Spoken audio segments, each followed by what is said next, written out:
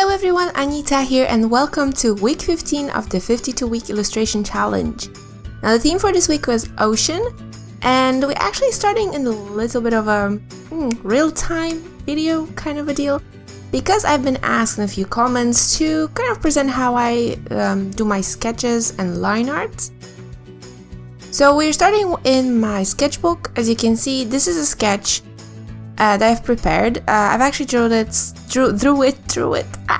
I've actually drew it during a live stream. And so what I usually do in that case is that I do a sketch, then I take a photo of it, as you can see is on my phone. I transfer it onto my computer and fiddle a little bit in Photoshop, just adjusting so it's a little bit darker and even. Then I trim it to the right size and I print it. This picture is supposed to be an A5, so I printed it on an A5. And then I lay it down on my lightbox. And I transfer it onto a watercolor paper, and this is a 185, I hope I'm not lying here, 185 gram hot pressed arch paper. And so as you can see, you can see the picture kind of underneath. It's much more visible if the lights are off. Now in this case I had all the lights on, so I'm going to turn them off right now so you can see it a little bit better. And I didn't show you the whole process of transferring the picture because it's not really anything interesting. I'm basically copying exactly how the sketch is supposed to be. There's nothing spectacular about it. The only thing I'm making sure is that the paper does not move. So as you can see, I've attached it with a little piece of washi tape to the side, and I prefer to use washi tape because it doesn't leave a residue.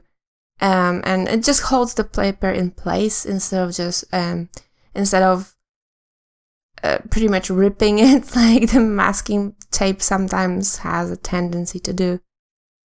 So it's just much easier for me. And I just literally just transfer the whole drawing so that I have a clean sketch to work with. And I kind of like, of course, fiddle with the details as I go. So fill in the sweater lines, the kind of adjusting the waves. As you can see, they're a little bit different because I've decided I didn't like the waves in the background, so I made a new one. And then I transferred it as well. And we are left with this really, really bland sketch.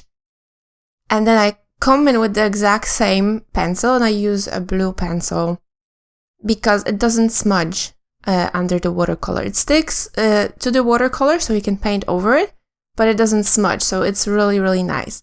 It's also very soft. I just really like the texture it creates. And so as you can see, I just go over the lines, just kind of making it look a little bit more like a natural sketch would. Without that, it looks very, I don't know, strict, very blocky. It doesn't have that really nice, natural, organic feel that I really like. And so I just kind of play with it. I just keep adding lines until it feels that it's good. I just keep going over the lines. I don't really add anything new at this point. I just keep going over the lines. And as you can see, my picture is already taped to the board, so it's prepared for painting, but it's still before the pre-stretching. The pre-stretching for lazy people. Because I'm still using a little bit of a fine liner here. And what I do is that I put it in the places that will usually, like in my head, would be hit by the shadow. So as you can see, usually where the folding of fabric is, where two layers are overlapping each other, sometimes at the bottom of certain shapes, kind of just accentuating certain lines.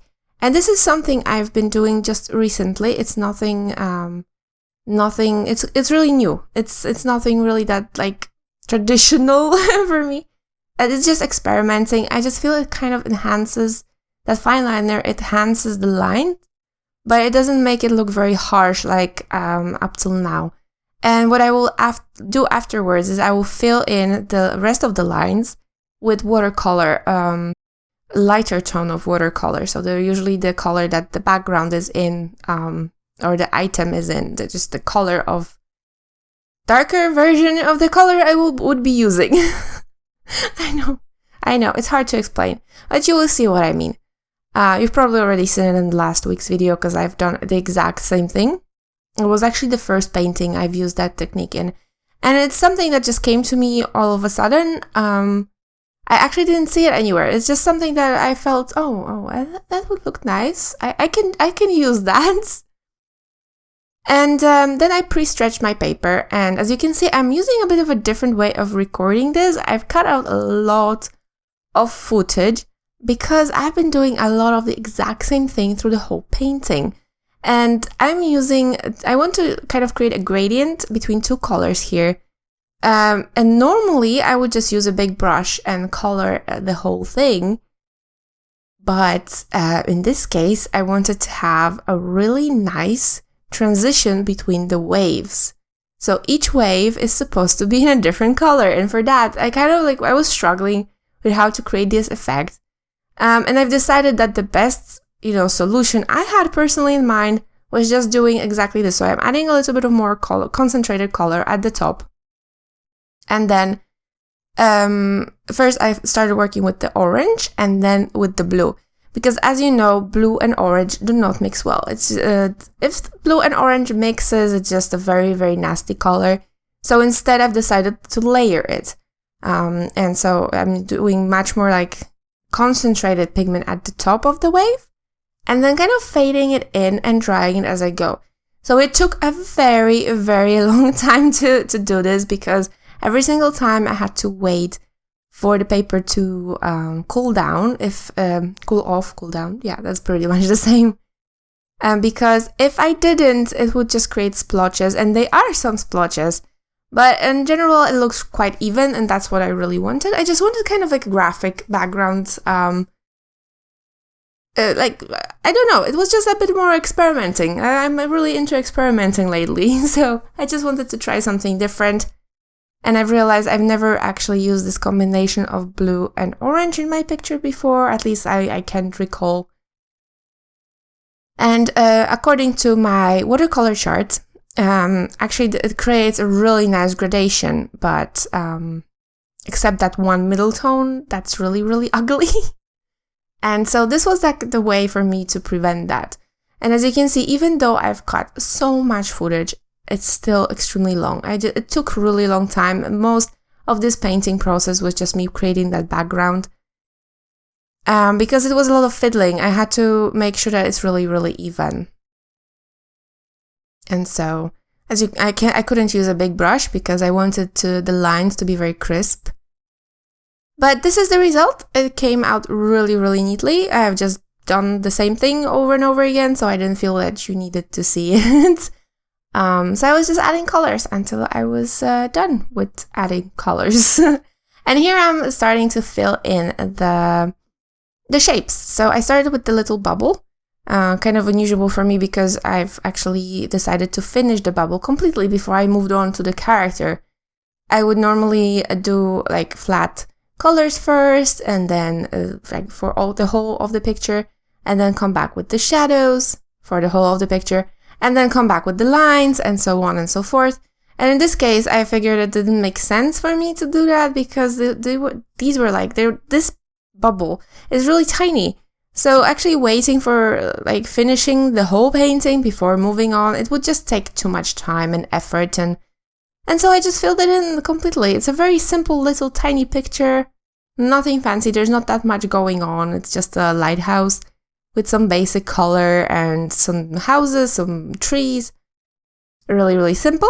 And then I've decided to come back and actually outline the whole thing with the black fine liner just to give it a little bit more pop. And then I moved on to the character. Now, I wasn't exactly sure what I wanted the skin of the character to be. It was to be like this really seasoned sailor, and like the one that kind of sailor that drinks a lot of rum. And so I went for this a little bit more tan skin and tried to give him a really, really red big nose and red cheeks. I thought it came out way too cute for a seasoned sailor, but I loved it. Through the whole process, I was actually calling this guy Santa instead of a sailor. I don't know, he just looks like a Santa with that white beard. And a good tip here, as you can see, I'm adjusting the color and drying it immediately. It's because it was patching a little bit due to the paper being slightly uneven. I don't know, the paint didn't want to lay evenly. So what I did is I basically wetted the paint and immediately dried it so that it didn't have a chance to bloom or do anything crazy. And I do the same thing through the whole painting. So every time I have a little problem, I actually re-wet that area and immediately dry it. And it kind of fixes that problem. It's a good tip. Well, it doesn't work always, so. Oh, the sweater. The sweater was a nightmare. It took me really long time to fill that in, but I love how it turned out. I started with a little bit lighter, like this brownish color, a bit more natural. And then I came in with a darker brown for the stitches. As you can see, I cut a lot of the stitches and still there's a very long time when I was filling them in. It wasn't that hard. It was just very time consuming and a little bit boring. But the effect is totally worth it. I absolutely love it. I'm not really caring about it being even because I figured that even in reality, that kind of sweater would not have an even stitch. It would be somehow stretched in some places. It would be moving around the body. So it made sense actually that it was not even. And so at the after the first few stitches, I stopped caring. And it's really like the focal point of this whole picture, I feel, that sweater with a lot of detail. Because this whole picture doesn't have much shading, as I've mentioned in my previous painting. I want to stop shading so much. Instead, I want to kind of concentrate on the lines and the patterns, I suppose you could say.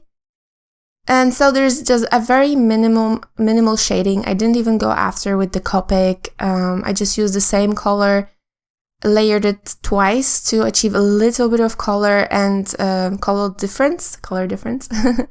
And in some cases, I went back in with a colored pencil. But it was more for like an additional, I can't find the word now, like an interesting point, rather, the point of interest, rather than like that it actually was supposed to be there, like it was needed.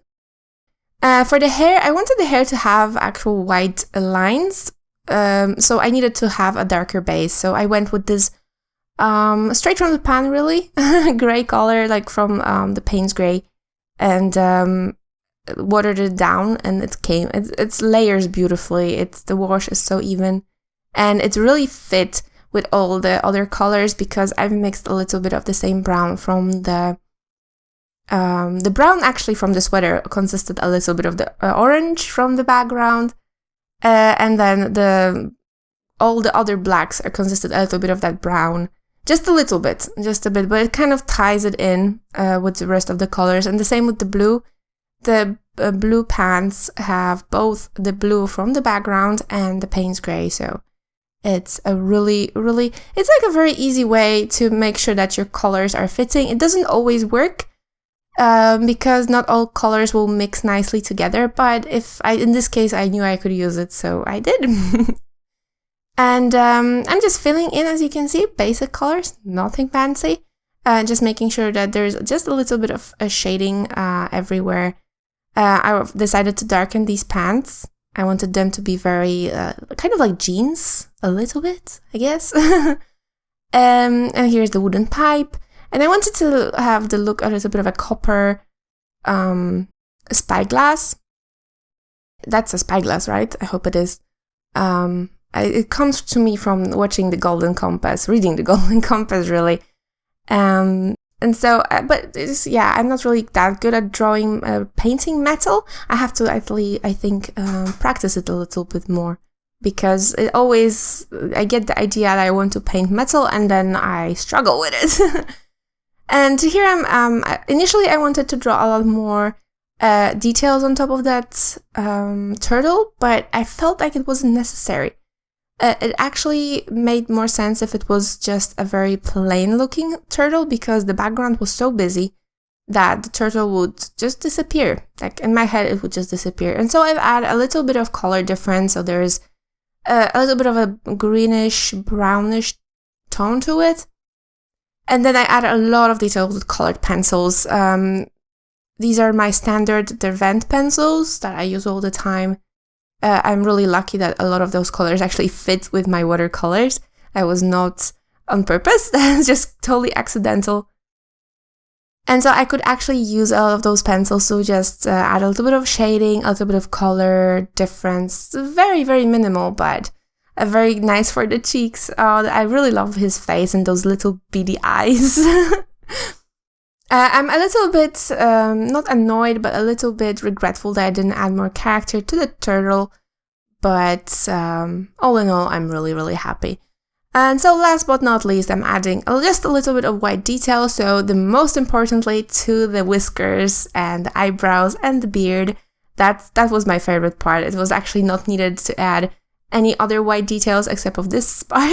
For me, it was just like done. But out of habit, I've just added it everywhere else. So a little bit on the belt, a little bit on the turtle itself, the spyglass, just bits for the little point of interest. And so, yeah, that's pretty much it.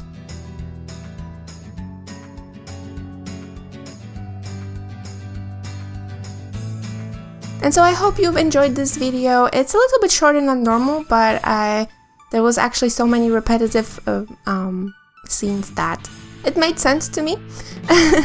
If you want to see this picture in a little bit more detail, then head to my Facebook page or the 52-week illustration group page.